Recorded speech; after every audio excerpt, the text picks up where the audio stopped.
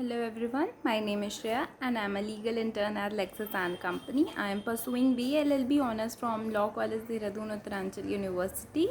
I am currently in 7th semester. I am glad to have this opportunity of interning with Lexis and Company, because of which I am able to present to you guys with this video. So the purpose and topic for this video will be the administrative tribunals. This is my part. This is my second video on the topic administrative tribunals. I have explained to you some of the topics in my previous video, so I'll explain it further today. So let's begin. So in my previous video I had ended it with the characteristics of administrative tribunals. So what are the categories of administrative tribunals? Now, as I've mentioned earlier, that there are it is mentioned in article 323A and 323B. 323A mentions about the administrative tribunals for service matter. However, the article 323B mentions about the tribunals for the others matters not mentioned in 323A. So Article 323A provides for the establishment of judicial tribunals by the law made by the Parliament for the adjudication of disputes and complaints related to the first. You have to remember these points, they are very important for the adjudication for the recruitment and conditions of the service of the government servants under either the central government or the state government, and it includes the employees of any local or other authority within the territory of India or under the control of the government of India or of a corporation which is owned or controlled by the government of India. And with the establishment of such tribunals at the center and the state separately, there may be each tribunal for each state, or there may be more tribunals. So the law must incorporate the provisions for the jurisdiction, power and authority to be exercised by these tribunals and the procedure which is to be followed by them, the exclusion of the jurisdiction of all other courts except the Supreme Court of India. They are to be excluded on some of the provisions. So, and it's also, as I've said, that it also describes about some of the procedures which are to be followed and the other terms and conditions about the administrative tribunals. It will be mentioned in Article 323A. So what is to be mentioned in Article 323B? So Article 323 mentions empowers the Parliament and the state legislature to establish tribunals for the adjudication of any dispute or complaint with the matters which are mentioned in under clause 2 of the same article, that is 323B. These matters are levy, assessment, collection and enforcement of any tax, foreign exchange and export, and industrial and labor disputes, production, procurement, supply and distribution of foodstuff, rent, its regulation, etc. etc. So Parliament and the state legislature can make laws on these topics, and the cases involving these matters will be discussed in the administrative tribunals. So there was this landmark case of L. Chandrakumar versus Union of India. In this case, the court reached various conclusions as to jurisdictional powers of the tribunal constituted under Article 323A and Article 323B.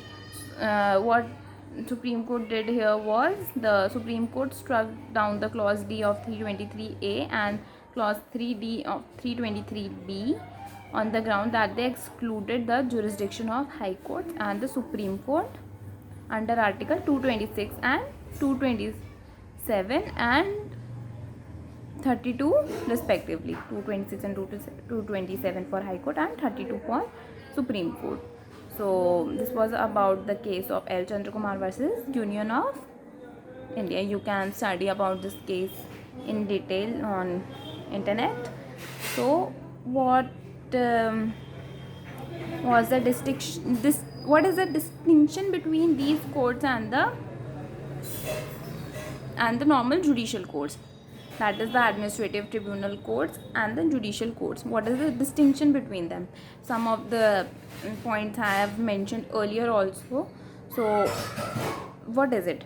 So now the court of law is a part of the traditional judicial system, and however these administrative tribunals, they are an agency created by the statute which is endowed with such judicial powers that they can establish the administrative tribunals.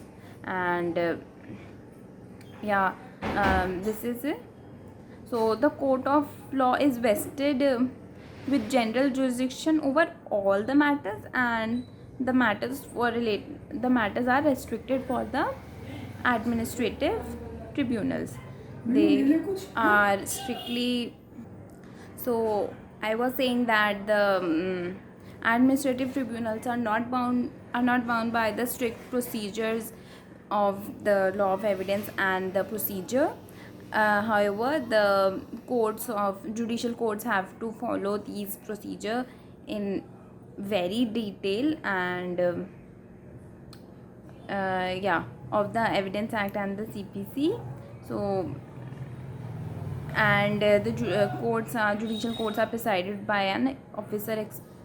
Administrative tribunals are presided by a person who is experienced in law, officer expert in law, and it is not mandatory in every case that the members need to be trained and experts in law.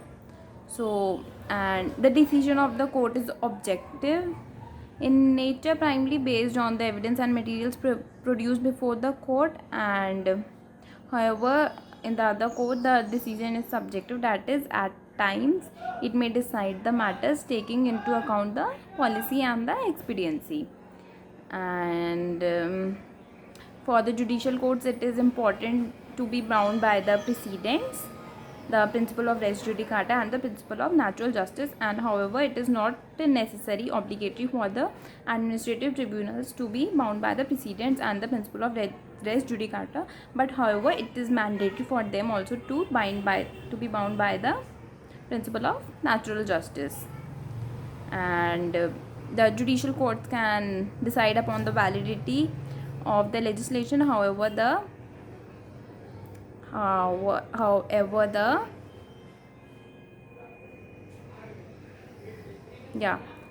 I was telling you that however these courts cannot decide upon the validity of the legislation.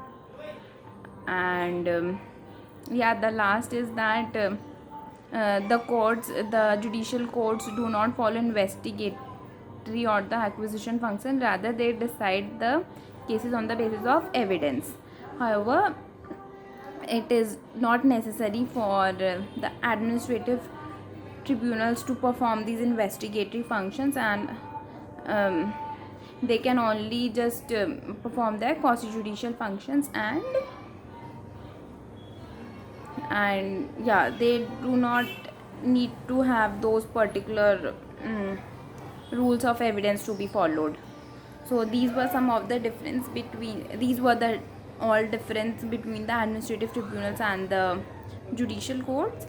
So I'll continue with this topic in my next video. I hope you guys have liked it. So thank you everyone for watching. Do like and share this video, and share with me the feedback and ask me question if you have any. Thank you everyone.